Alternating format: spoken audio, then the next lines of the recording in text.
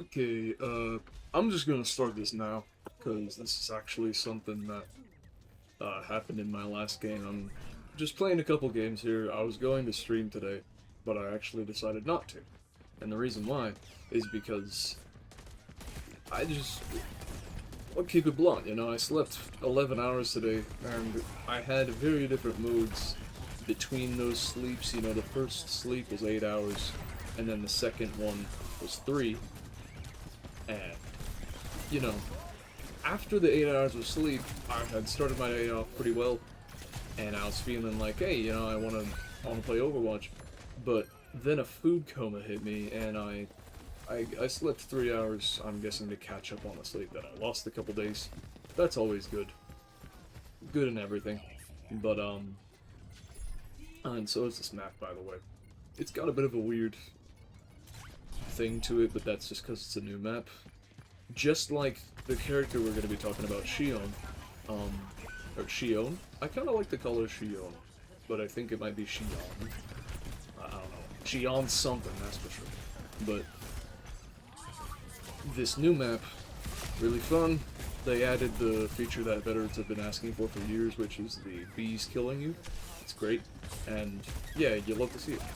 But there's just like one problem every time we get a new character, and this has become a big part of a systematic cycle that I see in the game.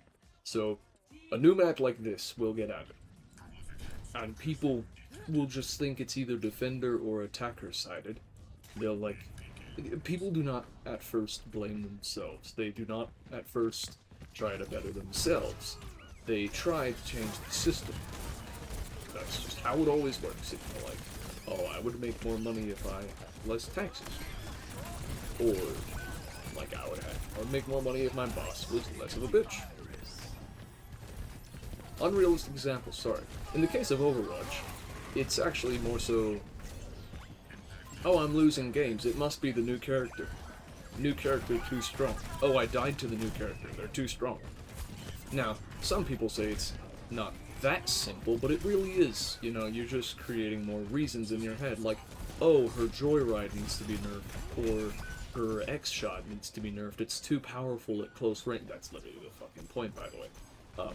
It's meant to make her a better flanker by giving her some burst damage, giving her some pizzazz, and it's honestly, like, you know, it's literally just a Zen volley.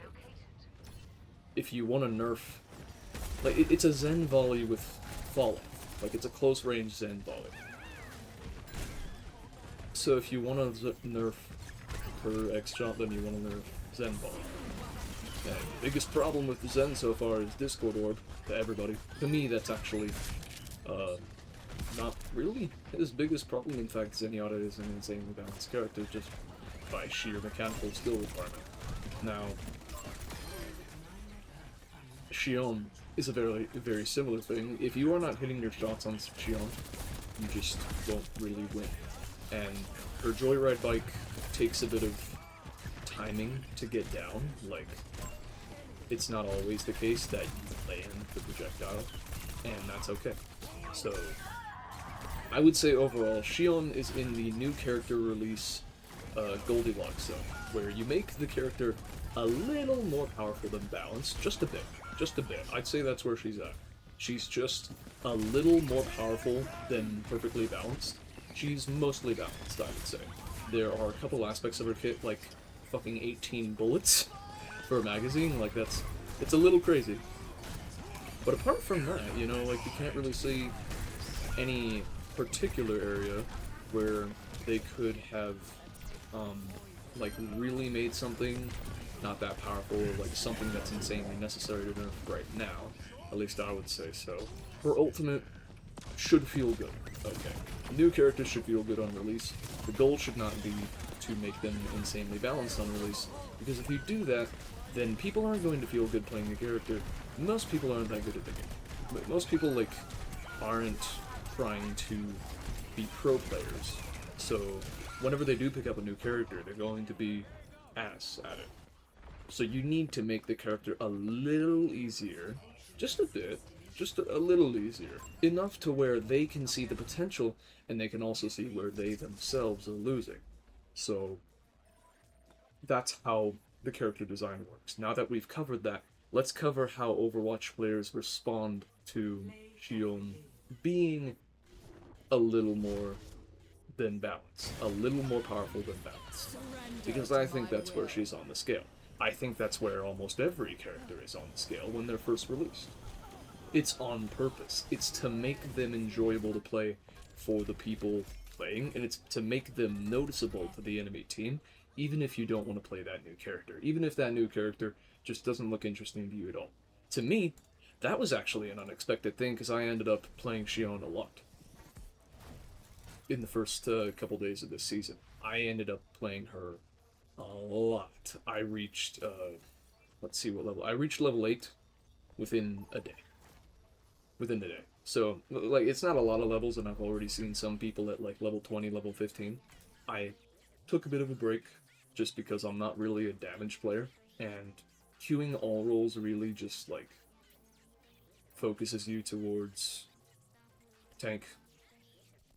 That's another thing they need to fix. They need to make it so you can't have the same role twice in a row on all roles queue. I don't care if that's like, but that's a queue system topic. Anyway, the Overwatch player base responds to a new character release the same way ever since Overwatch 2 was released. That's how they respond. They respond to shion by being, hey, she needs a nerf. She is winning too much. Need nerf. But there's no account for people adapting to a hero over time. It's the same thing with Sombra, same thing with Mei, same thing with any hero that has annoying features. When I was first starting out playing Overwatch 2, what I quickly learned is that Sombra, Mei, Zarya, Diva, Hog, Hamster. I'm literally just gonna pull up the hero roster.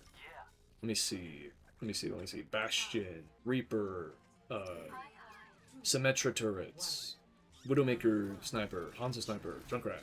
Like, a bunch of characters that have a couple of rigid designs here and there, a couple of complicated there.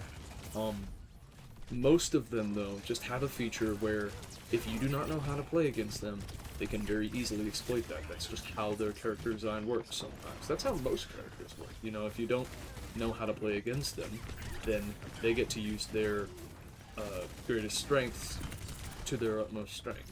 And it's just how it works. It's literally just how it works. So when I was starting out as a Zenyatta one-trick, I instantly just learned, okay, well, my character has enough damage to win 1v1s, I should just 1v1.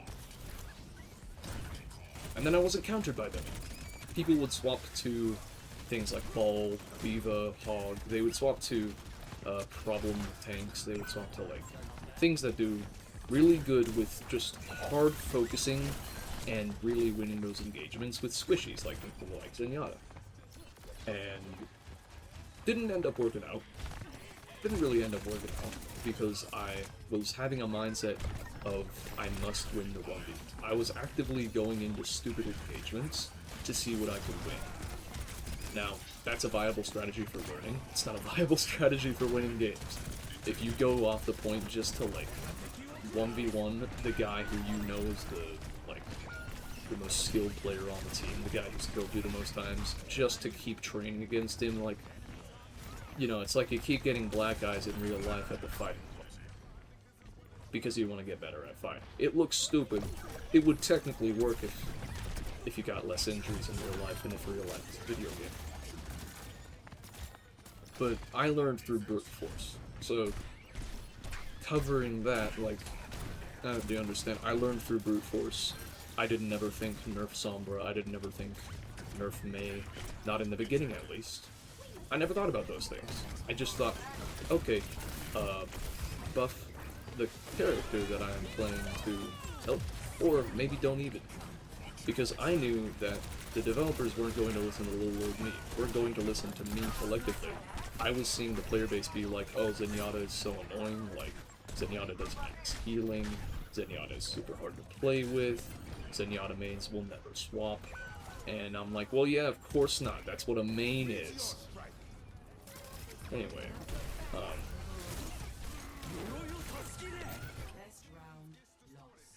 that whole experience of my first 100 hours on the game, of learning that the player base collectively does not understand how counters work, or what is really a counter, like what a true counter is.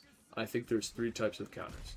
There's low skill counters or entry level counters for heroes, like, for example, you have Doomfist and Orisa. A bad Doomfist cannot play into an Orisa, but a good Doomfist can totally play into Orisa. But a good Doomfist can totally play into an Orisa. A good Doomfist against a good Orisa, that's gonna be the longest game of your fucking life. I know because I've experienced it. It's so long, but it's a really fun time. With Zenyatta, you have like a simple swap like Sombra. The Sombra just like hard focuses him the whole game. That's nice and all, but also Zenyatta can just be paranoid. That's the solution. You become paranoid, you just keep charging volleys. Now, if the Sombra is smart, she'll hack you in between volleys, but you can still predict that and just start firing.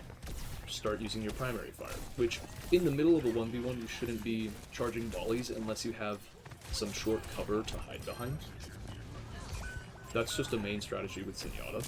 I think a lot of people should play Zenyatta just to learn that, like, playing him really teaches you a lot of core fundamentals of the game. It's kind of like playing Soldier 76. He's not the most powerful, he's not the most weak.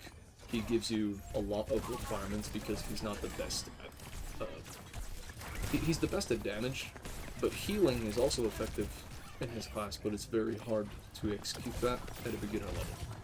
Now, if I say like, oh, this is hard to execute, or this takes a lot of skill, and you say like, what, no, it's not that hard, like, you need to understand, nobody should be talking about skill in a game from the perspective of a pro player, especially when they are that long.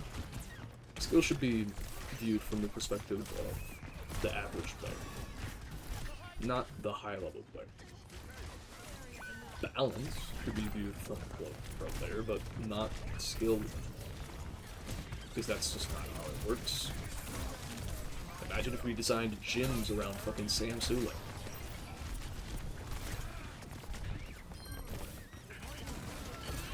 All that being said, the main solution to a character being hard to play against, like the Sombra I was mentioning on my Zenyatta main. Let's say I battle enough Sombras and I'm like, okay, Sombra sucks to fight. She can immediately hack you, turn off your abilities, and like interrupt whatever you're doing. Maybe not cancel what you're doing, but interrupt what you're doing, like a volley.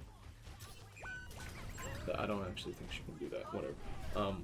She can be a big interruption and then kill you very fast, especially with her virus, and even if you win the battle, sometimes the virus can kill you after. And that feels very unfair. That feels very, like, in the moment, there's nothing you can do. And that is because of another core principle of average gamers. They do not understand the difference between an insta-kill being hard to react to and hard to prepare for. Because it's all about reactions. It's all about reactions. If you can't react to something, then it's unreactable, it's impossible to defend against. And if you, as a pro player, describe the situation like, okay, you can't react to Hog Hook, and the pro player tells you, like, yes, you can position out of the way of the Hog Hook, and it's not about reacting. It's like, no, that's not reacting. Like, yeah, that's the point, it's preparing. I don't think a pro player would actually say that, because they wouldn't bother speaking to these people, but the point is that the Overwatch community would rather nerf characters than adapt their own playstyle, adapt to themselves, because a bit of an outrageous expectation of gamers, honestly. It's kind of like car drivers. Like, it's not that at the end of the day, like, they're just these people who are trying to have fun, and it's a big bummer that they can't have fun in their game. If you don't have fun in a game, go play something else. Games are a playground. You can always walk somewhere else. They're like jobs. And things like Shion, new characters have been boycotted ever since Overwatch 2 release, I think. There were only a couple of characters in Overwatch 2's lifetime that didn't get just hated to all hell, and that resulted in them getting a complete ban. Just a complete, unanimous, like, anybody who plays this character is an annoying person, like, it says something about the kind of player they are, they're playing meta, and if you're not playing the character, then it's a lot harder to win. Now, the biggest attention in the Overwatch community isn't the characters that need buffing, it's the characters that need nerfing. Even though nerfing characters constantly creates a game where certain things never change and other things are bound to. Like Shion being a decent hero right now means that she is bound to be nerfed because the player base just thinks, huh, character good, need nerf. Character good, be mad, need nerf. That's how they think. I'm not going to give them any grace here, because giving them grace would be stupid. Giving them grace would be thinking that they think that they have any level of depth to thinking about the game's balance. They do not have any level of depth to the game balance. If you have not adapted to all the annoying, like, skill check heroes. I like to call them skill check heroes, because bronze players will never know how to play against them, and silver players are actually an example of people who have started to play against them, and then gold is when you've reached the midpoint, where you've learned to play against skill check characters, and they're no longer skill checks for you anymore, and now you're actually mastering characters. You're actually mastering something much higher level, rather than just fighting off certain characters. You're not thinking about how hard other characters are to fight, you're thinking about how hard it is to play your character and how you can do that better. I'm gonna play Doomfist for the best chance to win, because I've been... Actually, no, Ramantra is a great brainless character to play during recording videos. I need to wrap this up, actually. So, Shion is a great example, because she's not particularly easy and she's not particularly hard. I'd say she's right in the middle. She has a lot of unique abilities right now that are going to take a bit to get used to for other players, but like I said, nobody will get used to Sombra Hack, nobody will get used to Sombra Virus, nobody will get used to Joyride, or X-Shot, or her primary fire, or her dash, or her ultimate. What I've been doing on ball now is like, okay, I'm thinking, not a lot of people do that, but I'm thinking, like, Hammond can boop people.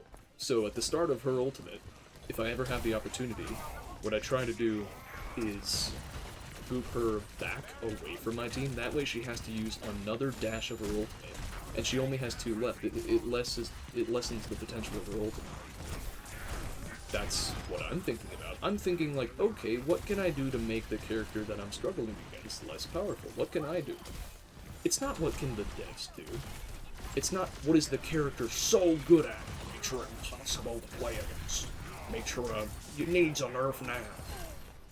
I can't wait for when they nerf the character. I don't like playing against the new characters. All the new characters are so meta. They're always so powerful. I don't know why the devs do this. The devs. It's not even the devs anymore. The devs are doing great. I'm surprised the Joyride does not work less well.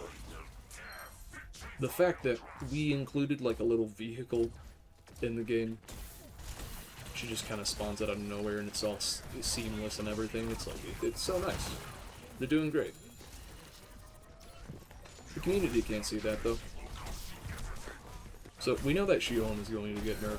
Now the map, I'm not sure about the map. I know that people are going to have a similar mindset to map, because, again, you have to think, it's the devs' fault, not mine.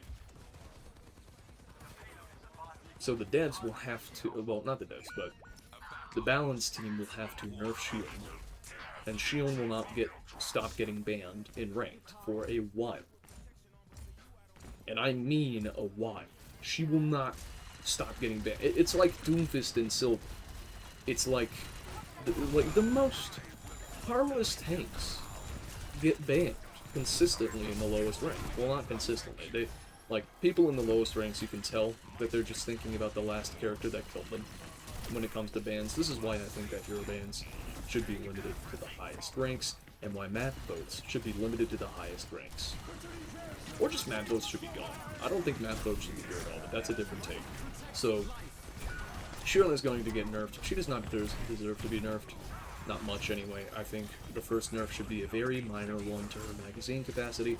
Make it so she has 2 3-shot bursts per pistol, making it 12 bullets until a reload instead of 18. I think that's reasonable, you know? It decreases her uptime, which she has a lot of right now. She doesn't really need a damage nerf. I think her damage is actually at a really good spot, because in combination with her damage fall off, she has similar damage rate to, like, a less bursty, more steady Cassidy, is what I'm thinking. But overall, she's gonna get nerfed, and people will refuse to adapt, because people are still thinking about the latest character that killed them. It's still Shion. And then going into ranked, they're brainless. People are brainless even in ranked. That's not where they're supposed to be brainless. And they will vote the same character. People will jump in a party so that way they can get more votes to ban the same character. We saw this happen with Freya. We saw this happen with Vendetta. These characters only get a break when another character comes along to stop the hate train on them. It's just another character taking up the mantle. There's no actual change in the mindset of the community. They're stupid. They're genuinely stupid. This isn't even extreme, it's not toxic, it's just stupid. It's stupid that results in toxic and extreme, but at the baseline, it's just stupid. At the baseline, it's a lack of thinking, it's a lack of depth. People are so tired from their day-to-day lives that they can't put any thought into a video game. That's not me. I'll put the thought into it regardless. Yeah, Shion's gonna get nerfed. The new map may be hated forever. Probably never voted again. After the Battle Pass bonus is gone. Maybe. That's my prediction. Either people are going to love it so much that they vote only that one, which that's a problem with map votes. The Overwatch community has accidentally created, like, the US election system, despite having 4 options instead of 2. Well, sorry, 4 instead of 3, but you never think about the third, do you? But the Overwatch community has been given 3 maps every map vote, instead of random maps. Hero bans have stopped exposing people to the same characters that I adapted to. New Overwatch players aren't going to grow into the game with the same mindset of, like, okay, I can't ban these characters, I can't stop these people from playing them, so I have to be the one to stop them from being effective. No, that's not how they think anymore. It's, okay, well, I mean, I'm really not liking Sombra today. I should just ban her when I get into my next rank game. Oh man, that game against Hog was horrible. I should ban Hog when I get into my next rank game. It's never, how do I play against Hog better? Let me look up a YouTube tutorial on, like, okay, what are Hog's weaknesses? How do I play against Hog? Oh, wait, his hook can only reach so far. Maybe I should play a different tank, or, like, just use the maximum range of my character, position better. No, it's none of that. I feel like half of this video isn't even describing how Shion or the new map works. It's more about describing how significantly deranged the community is. Because that's the bigger topic. They're doing fine on the balance of the game. They're doing fine. That's what I think. They're doing okay. They could be doing better. Balance can always be better. It's an impossible game. Overwatch is not a motorcycle. You cannot eventually reach a, like, precision engineering of perfect balance on a bike where if you take the rider off, it suddenly just balances itself out. No, Overwatch is not a motorcycle. Overwatch is a car.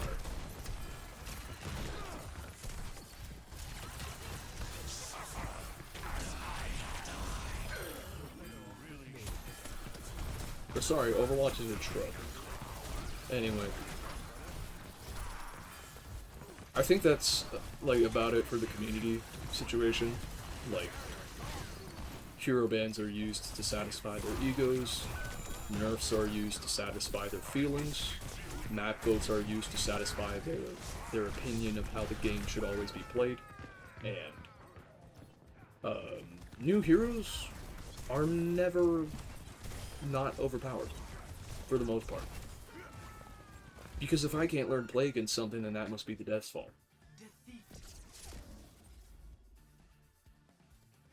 Hey, 20. I wanted this to be like maybe 20-minute video. I actually wanted it to be shorter. But yeah, I think. Oh, nice, play the game. I have to take a shot.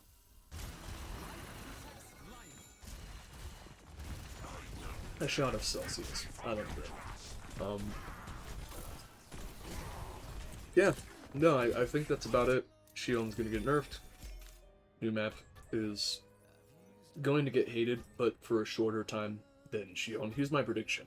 So, depending on when the next character releases, 50% of the time in between, like the in-between of now and when the next character gets released, like the middle of that period, the 50% mark in the progress towards the next character is when we will start to see a drop-off in opinions on Shion, but also a cementation of current opinions. So if Shion's Joyride is like the worst thing, then that will continue to be hated. I'm actually going to do practice range. Practice range is probably the perfect place to do it. So the main thing I'm thinking with people genuinely just not understanding how to control their own gameplay, how to control their own playstyle,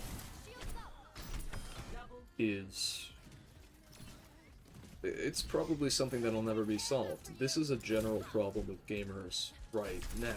They're learning that the system exists and learning how to blame it from commentators similar to me, like just, you know, commentators like me. I'll be blunt with it, like, if somebody actually agrees with what I say in this video, that is probably the worst case scenario rather than the best case, because it means that somebody didn't actually, like, gain something from the video. If all you do is agree with the video, the most you gain is validation. And I don't view that as a gain in today's world.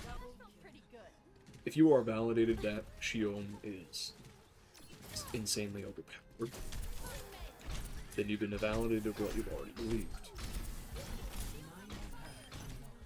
I shouldn't have to describe these concepts. In fact, I don't. I could get on here and just say, Shion's fine. People don't need to complain. Devs were great.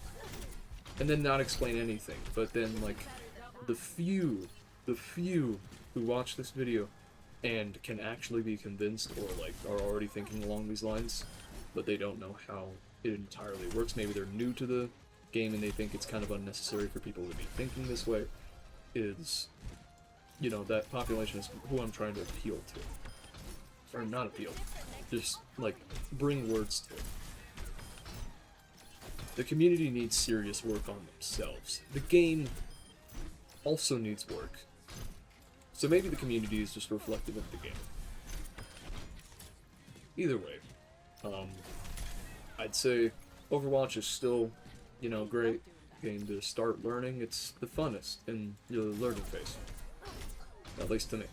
If you take a good mindset to it, like, you can always get better, like I did, you know, like, for Sombra, you can always learn to play against them. You can always learn to win more games. You can always learn to aim better. There's aim trainers. You can always pick up a new character anytime, even mid-game, even if it loses you. You can always do that. If you approach Overwatch 2 with a growth mindset, you will be better than 80% of people. Maybe not more skilled yet. Maybe not ranked higher, but you'll have a better mindset than most people. I actually need to see what,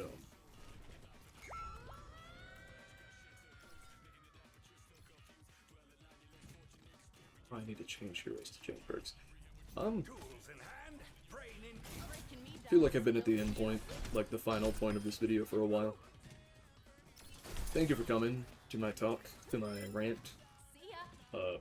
I hate this community. Burn in hell.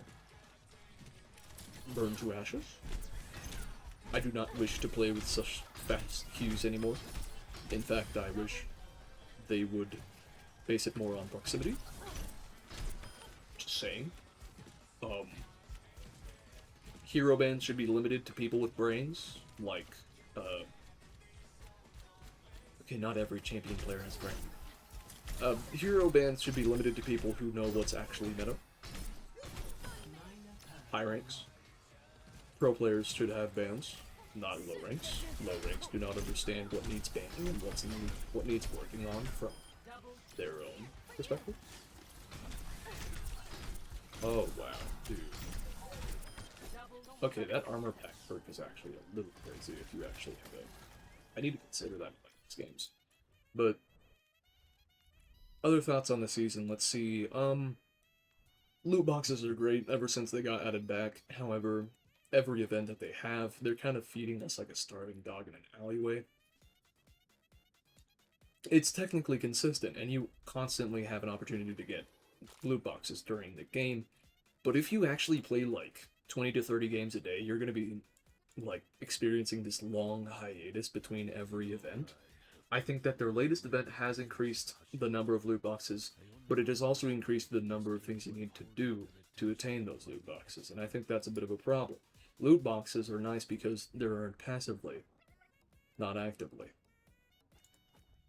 Every event now has some form of loot boxes included, and I don't think that's necessarily the best thing, and it's not the easiest thing. Loot boxes feel more like a reward for a challenge rather than like free gambling.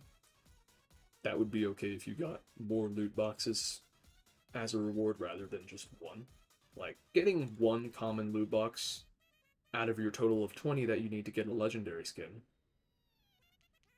is just objectively long. Like, that's so long-winded for the eventual reward. So, they should include more loot boxes per reward. Like, this checkpoint here where I earned a loot box should have been 2. And then this one later on, that was a legendary loot box. Let's say it's a legendary loot box, and beforehand I could do an epic in between this one loot box, epic loot box, legendary. Like, you could include just like a little more. I think just a little more. It doesn't even have to be that much, because right now YouTubers are having to wait an entire season to get 100 loot boxes. I personally think there should be like maybe 250 total in a season that you can potentially collect. And we're talking for the people who actually play the most. Streamers play the most. I think they should be able to unlock those 250 loot boxes for an insane mass opening. Like at the end of the season. That would be hype. That'd be great. Give more viewers to our content creators. That'd be nice. Okay, this video is 32 minutes. Thank you for coming. I've tried to end this like 3 times now. I'm just gonna end it. I have way too much energy about this topic. I'm gonna split it up into videos later. So, yeah. I'll see you in the next one. Goodbye.